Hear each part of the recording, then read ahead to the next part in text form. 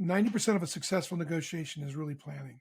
And one of the things that most kind of goes on with what we just talked about is not only should you look into the worst case scenario and be able to deal with it, but part of dealing with it is creating gosh, if this doesn't happen the way I want, what are other ways I could do it? That's called the best alternative to what I'm trying to negotiate. So I want to create alternatives and start working on them before I get to the table, so I have confidence at the table. And if I've created a good alternative to what I'm trying to negotiate, not only does it make me freer and more creative at the table, but it becomes a closing mechanism as well at the right moment.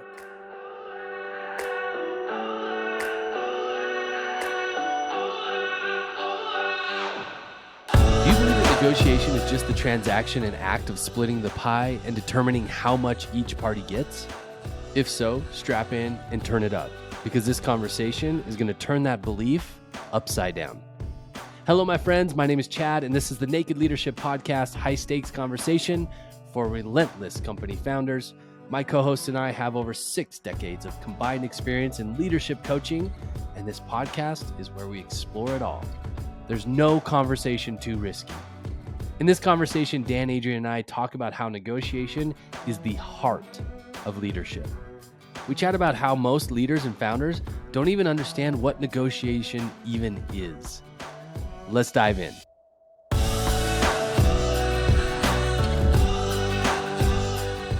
Dan, Adrian, my brothers, how are you? Good to be back with you. Awesome. Well, here we are in another conversation, and this conversation I want to talk about negotiation. You know, we came off of I don't know about you guys, but I am still very excited about this last Leadership Academy that we had. And such a thick theme in that experience for me was the power of being clear about your position and what's possible in the art of negotiation. And it just kept coming up time and time again.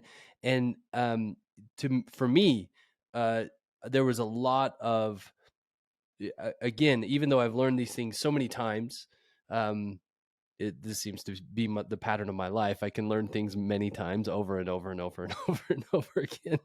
After 67 years, I can tell you it doesn't stop. Great. I'm looking forward to it.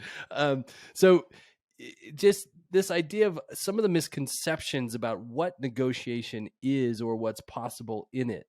I think so many, well, actually, I want to put it to you guys. What are some of the, as you think about, Dan, you've done a ton of coaching and negotiation.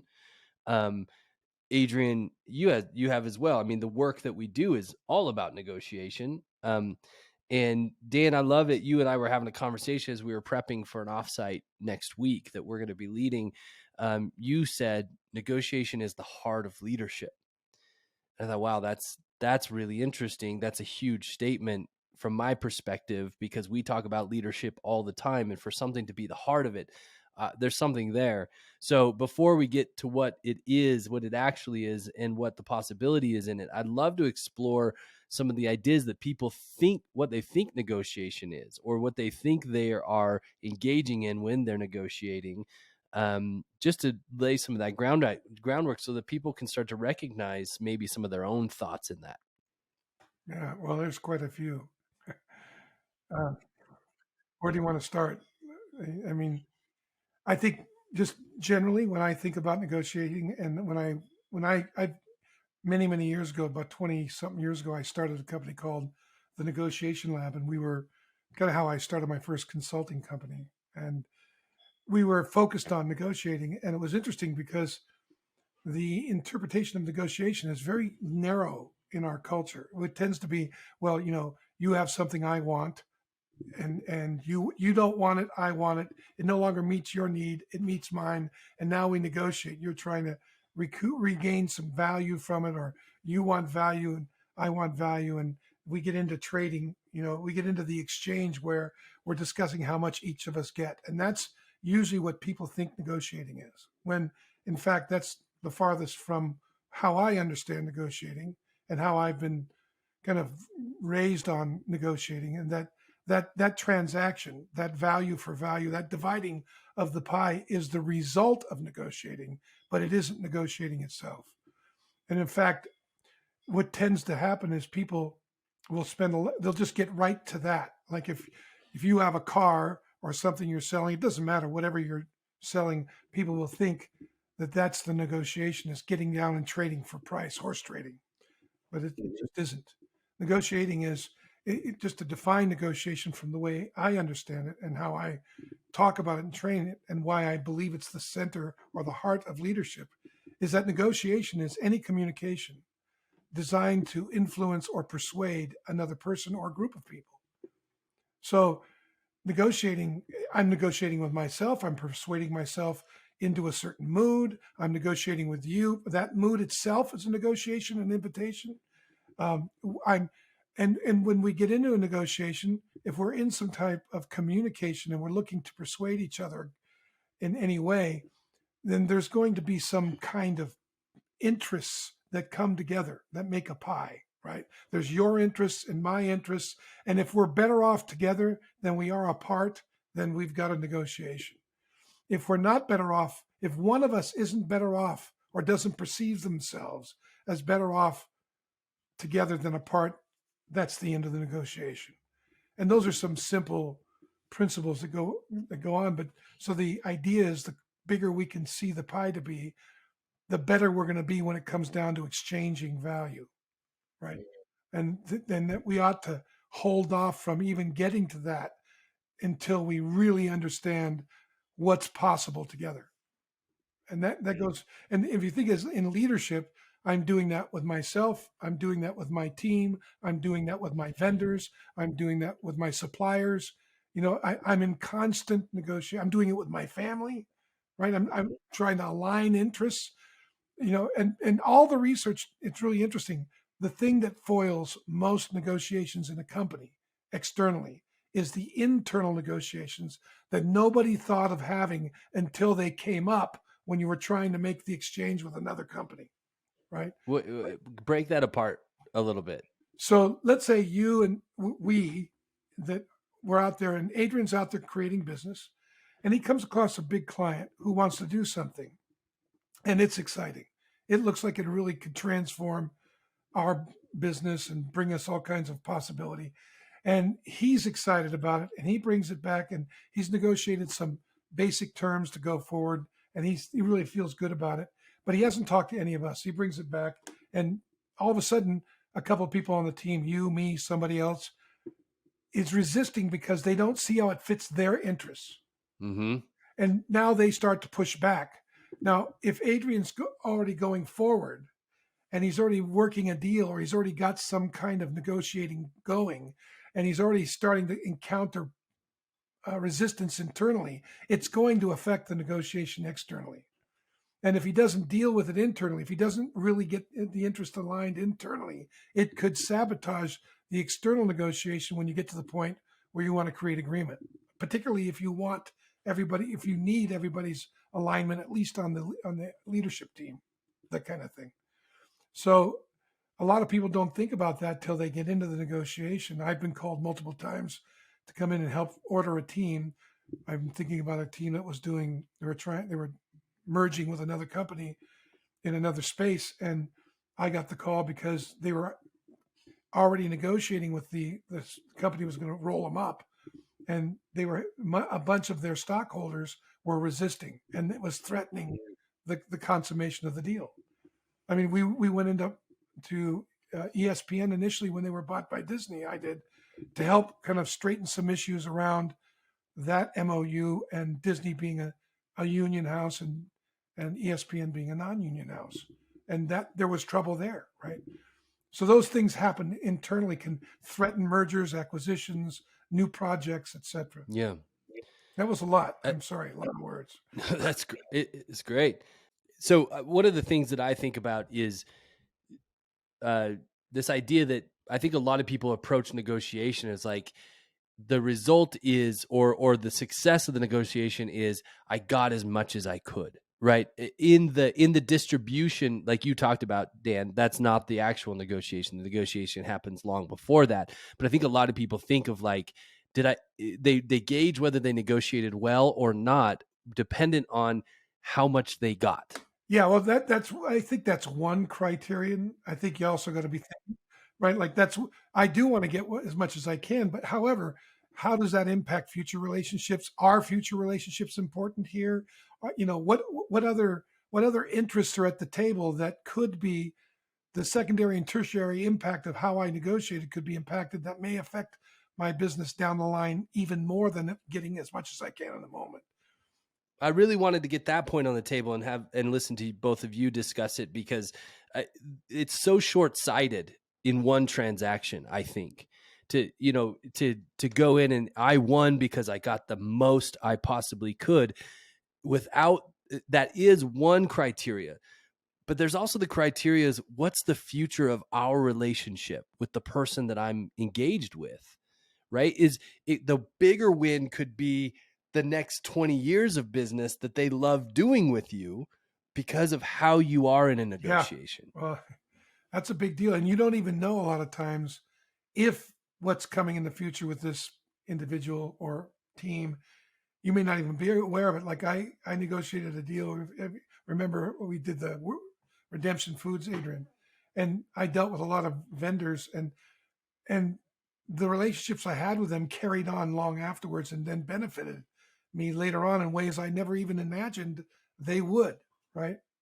So I know, and then I've also had situations where I've blown a relationship, and later on I see how it muted or stopped me from growing in ways I could have grown. So, what are you thinking, Abe? Yeah. I'd love to hear your thoughts. Yeah, lots of thoughts about it. I mean, back to your initial conversation that you illuminated really well. One of the main thoughts that hits me is people naturally think about negotiation as the transaction, and there is already a tons of anxiety and fear that pops up when they think about it because there's tension in a negotiation. And most folks' natural default setting is conflict is hard, conflict is bad. And so therefore we don't even want to think about life as a negotiation. So we either think I'm going to go after what I want or I'm going to lay down. Just because if I'm already pre-decided that this is what I'm doing, I think about it as we think about on the personal side of things, like in your home with your spouse or with your kids. So many negotiations are happening there. Also in any kind of board meeting, any kind of senior leadership team, and any kind of team meeting period, it's always negotiations that are happening, but we might not even want to see it that way, because if we saw it that way, then it would invite us into thinking about it. And it would bring up probably conversations that I prefer to avoid. And so then what do? Then we act like it's not a negotiation. Then we just settle for the outcome of preset circumstances. And preset circumstances also include all of our default settings. Oh, Susie, she's that way. Or Tom, he's that way. Or I'm this way. Or the market is this way. Or we are at this stage. How many times do you hear about, we're at this stage of the company, so therefore, and how much we buy into the circumstance of stage, and sign off. Or the market is in depression. How many times in the therefore. last 6 months, and I'm probably hear it forever, that in other new ways, thank God for COVID, because we get to hide behind that forever. And now it's the recession that's happening. We get to hide behind that forever. And just all the scarce mindset that challenge provides us cover for. And so anyway, as I think about negotiation, I think about how people love to avoid the real conversation and would rather just keep things transactional. Dan, I'd love to hear you talk about this too, because this is one thing I love. The tension in negotiation. There's so much to the tension. It has such an important part of the negotiation. Dan, you have stories upon stories that we don't have time for, where you built in tension on purpose in a negotiation to discover what would be a win for everybody, or could be a win for everybody. I would love to hear you just talk about that for a minute, because like most of us go through life trying to ease tension, avoid tension, as if it has no use. The only constant in an organization like yours is change. I want to take just a second to tell you about The Change Imperative, an ebook written by our very own Dan Tacchini. Let me ask you, how do you personally relate to change in your business? Does it feel like a threat at times? Does it ever feel like you can't keep up with it, or it never happens fast enough? Are there certain players on your team that resist change and keep your company stuck? Growth, change, and transition, these intersections often come with confusion, frustration, and resistance. You can flip those experiences into clarity, confidence, and alignment with the Change Imperative ebook. The Change Imperative is instructions for innovating with your team. Go ahead and click on the link in the show notes to get your free copy of the Change Imperative now, and feel confident about creating the change in your company necessary to take it to the next level. I'll just tell a quick story. It'll encapsulate it. We did a merger. Well, we actually restructured a company, Mark and I. And in the restructuring, we were basically restructuring debt that this company had accrued from a VC that had come into the space as a flyer. And then it was during the tech bubble when it burst back in the late 90s. I think it was late 90s there. And they wanted to unravel this company. They had bought this company. They were going to take it apart, dismantle it, close the tranche, move on. And the woman who had the company was just depressed because she was going to have to send her president, the guy who's president, back to England because he wasn't, it had to do with citizenship and all that.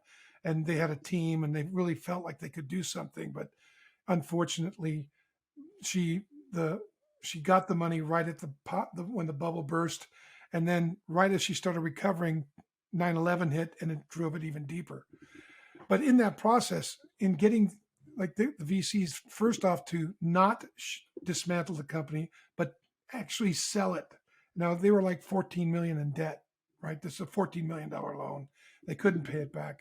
And I told her, we went through all the things, but I remember telling her, I think we can get this for $1.5 million. I think we can restructure the debt at $1.5 million. She said, how can we do that? And so we created tension by first we sent them the numbers and had them, they were just dismal. So, and we knew that on the other side, there was a young partner who was dealing with it.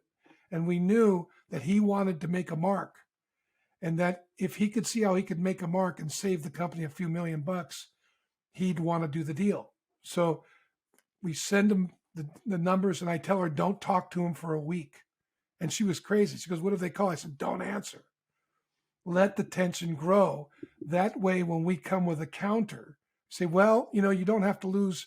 Sure, you can dismantle it. We can show you, though, instead of losing 5, you're only going to lose 2.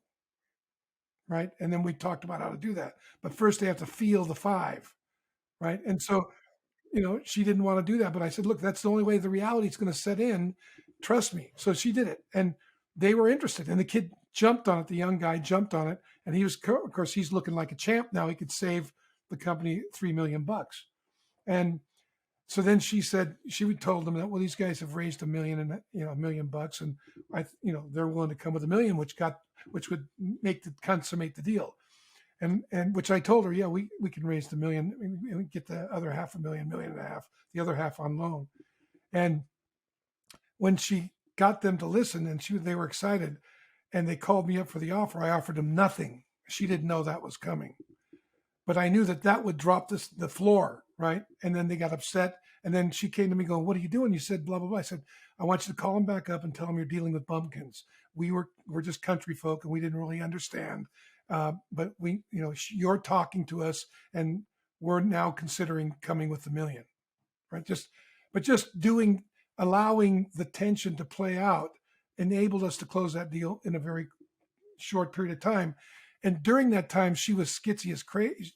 The tension of that was a lot for her, and I spent a lot of time just kind of calming her down. Like, look, if you're not going to, I mean, they're going to dismantle the company. What could be worse than that, right? Anything we get above that, we're winning, right? And we ended up getting it for 1.65 million. So I was 150 grand off, but that's when we initially got it. But by the time we closed it, it was 1.5 because we paid early and got 150,000 as a bonus off. So it's like those kinds of deals. It's really, I think a lot of it is being willing to face the worst scenario. And if I can be okay with the worst scenario, I can then start to be much more comfortable in the tension. But most of us don't like to look into the worst scenario because it feels like it's dashing the hopes of it. So, being able to create a parade of horribles and then deal with it makes you stronger at the table. That's one thing you can do. And then the other thing you can do is create another possibility outside of what you're trying to negotiate. So there's a number of ways to reduce your tension, increase the tension on the other parties toward what your interests are, if that's possible. It's always one way of looking. It's like, what are the interests at the table, and what's the worst case scenario? And like, it's being able to look at all that, and that's all preparation. And you ask anybody, they go into a negotiation, you say, how long have you prepared for this? Most people haven't spent but a half hour, 20 minutes thinking about it, right? And there's so much you can prepare for because there's usually when you go sit down and do something, they're not just the person you're talking to's interest at the table, but there's other people connected to them who have interest at the table. Are you aware of that, right? There's a number of things that we can go through that can help break a negotiation apart to see what's there. But far too often, because people haven't really prepared, they just compromise. And and they take less than what they could possibly get. The old story of the kid with the orange, right? The two kids with the orange. Two kids fighting over an orange. Two kids fighting over an orange on a hot day, and they decide, okay, we'll compromise. Each takes half. But if they would have stopped to understand why each of them wanted it, they would discover one wanted the rind for a pie crust, and the other one wanted the meat for juice. And if they would have understood that way, they both would have got twice as much. But we have a tendency to be like, we don't think about what information to share, what information, like I do a red, yellow, green. Red information you don't share. Yellow information you share cautiously and at particular times. What information can I share? And far too often we withhold information that's completely shareable and would create trust at the table. So these are all just different ways of breaking down the interests at the table and how to approach and understand them. Yeah, and if you're listening and you're thinking, "Wow, this is a lot more complex than I thought," you're right. That's right. And there's, stay tuned. 2023. We're having a conversation about putting out this service to folks that really want to get great at it. I mean, I'm thinking as a part of this conversation as well, because imagine, and Dan and I have also been together in lots of rooms when negotiations are being had. I'm thinking about old leadership teams and new leadership teams, and we've helping leaders fire a whole bunch of people and bring other people in, and trying to change leadership. I mean, these are all deep negotiations, and the Partners trying to break up or reformulate ownership mergers, you acquisitions, name it. roll-ups, turnarounds. Yeah, there's all these applications, and as we are in this conversation about leadership is negotiation. I'm just thinking last night, sitting in my backyard, helping my 15-year-old negotiate a love interest of his, and he had asked me to come outside, and then he says, "Oh, can we talk?" And it's like, great. And then he started talking. I'm like, oh wow. First off, I better pull up a seat. This is going to take a while. So I'm already negotiating with myself. And and here I am. And it's funny. So some of the principles, why I tell the stories is some of the principles that Dan was talking about are sources of more resource for ourselves personally and more power for ourselves personally, and the ability to go connect with other people more powerfully. Because even my conversation with my 15-year-old last night, there are, he met this girl, great. They hung out once, it went phenomenal, and then he's back at school and it's weird, and he's freaking out about how weird it is. And then you guys know him, so he's, I'm all day long. He's texting me all day long. Hey, she's doing this. What do I say? Hey, she's saying this. What do I say? This is all day yesterday. I mean, you And become Cyrano de Bergerac. You're Did Cyrano de you? Did you? Bergerac. I am. I'm Can a we great just little put a bug in speechwriter. his Yeah, ear? remember Like, Roxanne, which is like Yeah, Roxanne, an that's the 80s story. movie where yeah. So anyway, but here's what I said to him. I said, well, here's what I want you to do. I want you to think about the fact that she might go away. Maybe she thought she wanted to be in a relationship, but she was wrong. And now she's feeling weird and she actually doesn't want a boyfriend. If you can befriend that idea, then you can go have the right conversation. And it was very confusing to him for a minute. And so we talked about that in 4 or 5 ways until that landed. Like, maybe she doesn't want to be with you. Maybe she doesn't want to be with anybody. But if you befriend that, the worst case scenario, quote unquote, to a 15-year-old that's in love, then you can actually go have the real conversation. And you can go play to win instead of playing not to lose. He's busy trying to make her stay instead of letting her go and then going for her. And very different 15-year-old that's going to show up, that's there to get something done or there to go make something happen, than if he's there to make sure something bad doesn't happen. And if you're a leader, you're probably thinking about your team meetings right now. Or if you're not, think about your team meetings right now. Think about how many conversations you're avoiding and how many worst case scenarios you're not entertaining in order to keep the team together or keep that person here or make sure something bad doesn't happen or make sure, blah, blah, blah. Whatever you're making sure, you're not. You're actually like, you're spending a lot of time, avoiding the conversation that's dying to be had. Anytime I work with a leader and they are complaining about somebody, I usually say to them rather quickly, oh, that behavior is someone that wants to leave. You ought to go ask if they want to leave. Because that's what their behavior is they want to go. It's like, oh no, but if I bring that up, they might go. I'm like, yeah, they might, which would be really great. Well, they're thinking about it whether you Exactly. ask about it or Exactly. not. and it brings up a common leveling that occurs, I think, in a leader's mind, which is we often confuse positions with interest. And that's what I hear you saying is you're bringing your son's attention towards her interests. And if he can serve her interest, that's where the greatest possibility for him in her life is going to be anyway. Whether he gets it the way, way he wants it or not, he's going to be in a better position. So the difference between a position and an interest can inject flexibility into a situation that's stuck. Most people don't understand that. And it's a subtle distinction, right? The interest being the intangible experience people get from what they're trying to achieve in the negotiation, and the position is the material that they will pull out of it that represents that experience. So, for instance, somebody comes in and asks for a raise because they really don't like the commute and they feel like if they made more money for that time, it would make it worth them, right? I've run into this a number of times. That's why I bring it up.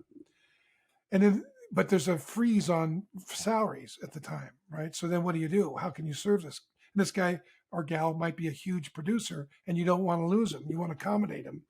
What other ways can you do it? What's their interest? Well, they want to spend more time with their family, or they want some kind of compensation for the time away from their family. And so they're looking for some way to make up for or increase their time with their family, which could be met. That interest could be met by either getting an apartment near the office and allowing them to bring their team in, let them go home and work from home more often. There's a number of different ways you could accommodate that interest without giving him a raise or them a raise, whoever they are. And so often we get stuck arguing positions when we don't, instead of breaking, well, why do you want that? What is it you're trying to accomplish by getting that? What would you experience? How else could we handle this situation so you could experience that? So that's an inquiry. There's two principles or ways of being, I think, that I'm hearing themes through each thing that you guys are talking about. One is flexibility, the willingness to be able to be flexible and curious in the negotiation. It kept coming to mind for me, Adrian, as you were talking about that, um, with Kit, is like, to be the most effective in the negotiation, you have to die first. You have to die the death that you're most afraid of, and then when you What's funny? go, When I offered that to him, he said, "Oh, that's what you and Dan are talking about. When you're talking about dying, that's what you're talking about." I'm Huh? like, "Yeah, that's He it. said that? He this said is So, it. He great. said it." yeah. Yeah, my And grandfather so used to you, say the one at the table who's willing to lose everything is the most dangerous person at the table. so that, to me, that's that opens flexibility up for me, because hey, I've already gone there. I'm already okay with the worst case scenario walking away from this table. So now all we have is opportunity, possibility, right? And so that's one of the themes. The other thing, the other thing that I'm hearing is, and I just lost it. It'll come to Well, me. can I add to what? Oh, go ahead. Creativity, right?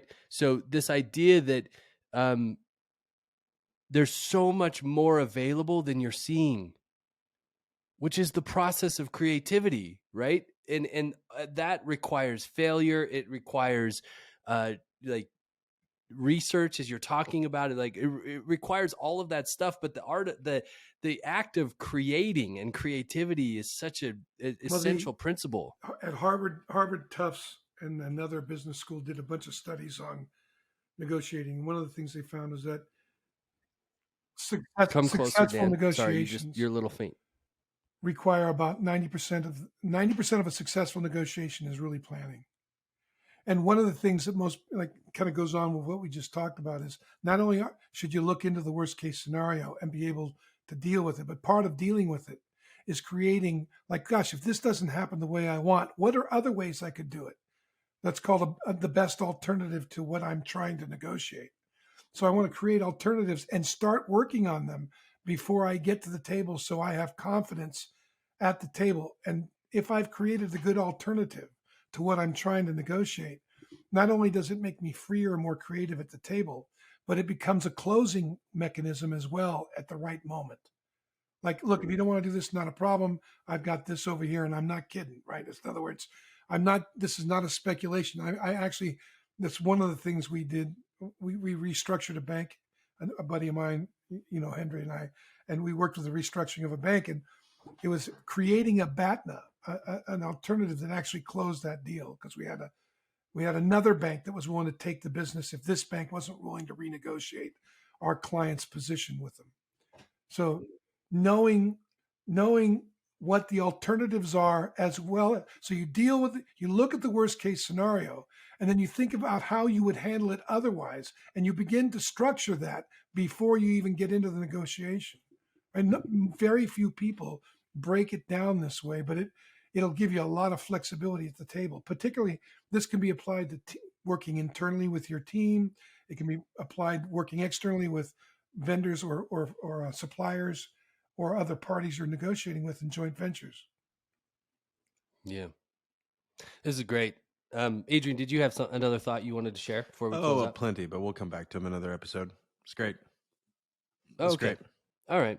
Well, I do want to tease again. I mean, this next year we're coming out with a product, an opportunity for people to really dive into this in a very immersive way. So as you think about the heart of leadership being negotiation, this is going to be. I'm so excited for this opportunity. So we'll have more details coming up very, very soon. We're putting our heads together and working diligently to get this thing off the ground. So it'll be soon. So that's a little bit Yeah, of a teaser. let me add to that, and then I guess maybe put my final thoughts on it, because there's plenty of art and science to the external negotiations. Dan alluded to this earlier, but I think it's worth coming back to the beginning. Plenty of art and science to the external negotiation, and a lot of those, like the creating a BATNA and they Pareto horribles and exploring the interests versus positions, all that really, it's worth getting great at that for external negotiations. Most pain in business life happens due to internal challenges and internal negotiations, which is everything from as simple as how's the executive team? How is it doing? And put 6 or 7 strong-willed, ambitious people in a room, there's conflict. Some of it, most of it is undealt with. So when we think about negotiation as leadership as negotiation, it's really that, like the stress and the time that's spent avoiding conflict, which is also approaching it in a way that works. And anyway, so if you got interest in that, if you've got anything on your team that's not working really well, these types of conversations are going to really serve that. And we're building this future product out of a lot of the felt needs, the conversations that my head was full of so many examples that could easily pull out of, obviously I told you a silly one from last night. But of almost every coaching call I have, there's some leader trying to negotiate, which is the leader's job. Make something new happen out of the circumstances, whatever they are. So if you're a leader that wants to make something new happen, no matter the circumstances, this new offering, whatever we end up calling it, Negotiation Lab or whatever, is going to be, really great resource, not only for you, even if you think you're really great, you probably don't have language for why you're great. You're probably really intuitive. If you're good, you're probably intuitively good. And you need to come and experience it so you have language so you can multiply it into your organization to exponentiate results. And in closing, I would say this. We talk often about not having your people become tools to you, but you'll know if your people are tools if you can't identify their individual interests for why they're working with you. If I know what my people's interests are, I'm going to be much more eloquent and fluid at organizing and aligning and mustering the team together to get something done, because I'll know how it impacts them. So that's great. We didn't even get to passive negotiating. I'll leave that one as a cliffhanger. I'll just say this. I really wanted to talk about what we're tolerating in life is a negotiation. So we'll leave that one there. We'll come back to it. And if you really want to know, you could reach out to us. If you want help with this before this project next year launches, we're here. This is what we do. We've mentioned it many times, but please don't be shy about reaching out to us. We would love to support you in the negotiations that you're in with your team, yourself, the market, and your family. So, thank you. Thanks, gentlemen. Well, my friends, thank you so much for joining us for another episode of the Naked Leadership Podcast.